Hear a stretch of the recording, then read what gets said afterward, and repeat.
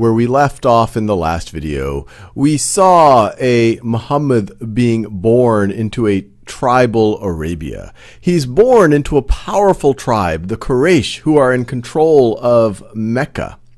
But his early life is difficult. His mother dies when he's 6. His grandfather, who's taken charge of him, dies when he's 8 years old.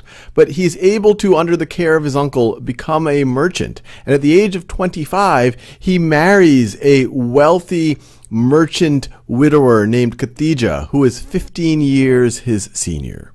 Then we saw at age 40, in 610, while meditating in a mountain outside of Mecca, he receives the first revelations of the Quran, according to Islamic tradition. And he's skeptical of it at first, but he is reassured. And then he soon receives many more revelations. And within roughly 3 years, he starts to preach those revelations. Now, as we mentioned in that last video, what he was preaching did not sit well with his own tribe, those who ruled Mecca, the Quraysh. He was preaching a monotheistic tradition based on Judaism and Christianity. He was preaching that there is no God but God. But Mecca's power, its economy, was based on people making pilgrimages there to worship the idols at the Kaaba.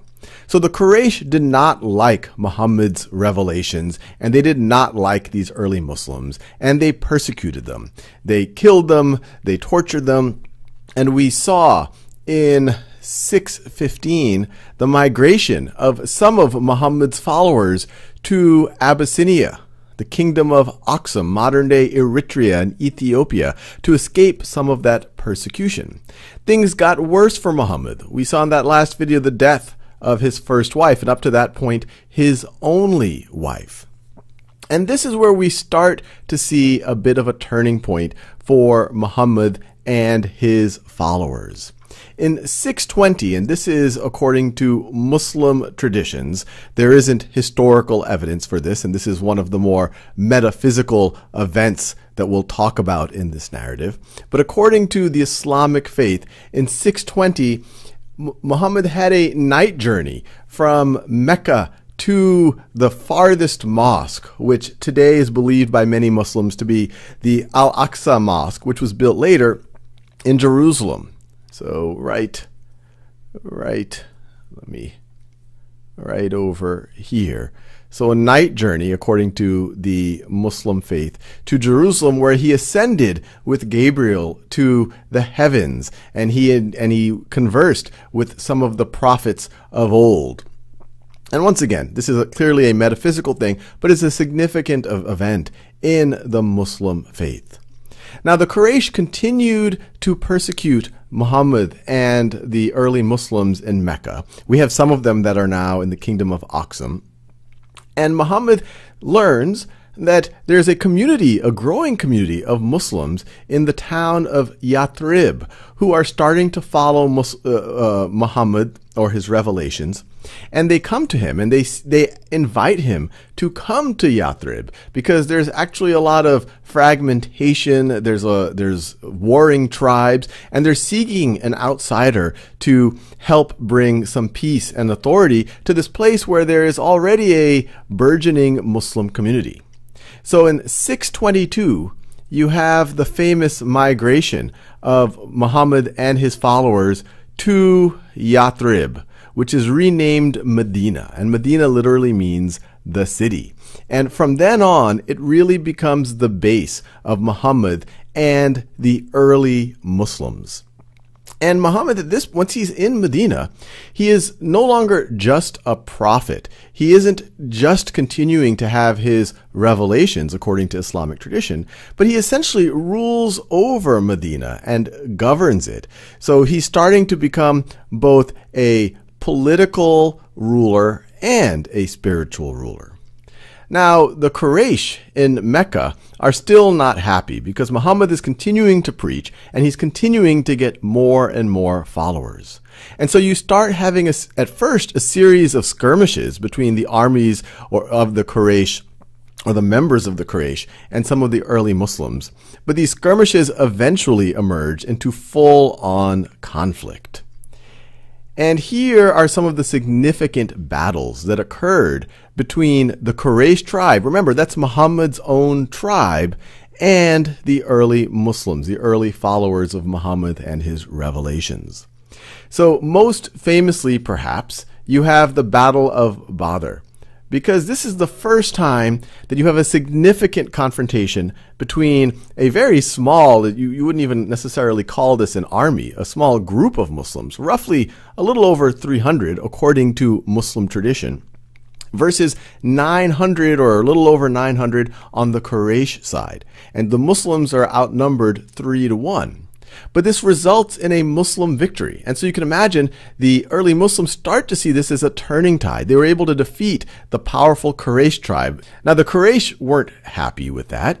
And roughly a year later, you have another battle outside of Medina on Mount Uhud. And once again, the Muslims, which are now larger, but they continue to be outnumbered even more than 3-1. This is closer to 4-1 right over here. And this results in a Quraysh victory. This is right over there, outside on the northern side of what is now called Medina. But then a few years later, you have a significant battle where the Quraysh have built a confederacy, and they want to end the teachings of Muhammad. They want to end these Muslims who are threatening, whose preachings are threatening the pilgrimage, the legitimacy of the Quraysh tribe in Mecca. And so they laid siege to the city of Medina.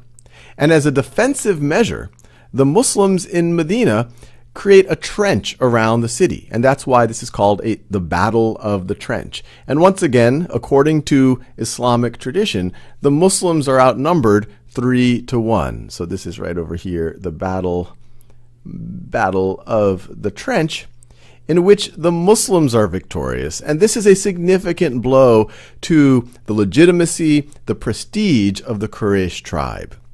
A year later, you have the Treaty of Hudaybiyah between the Quraysh and the Muslims.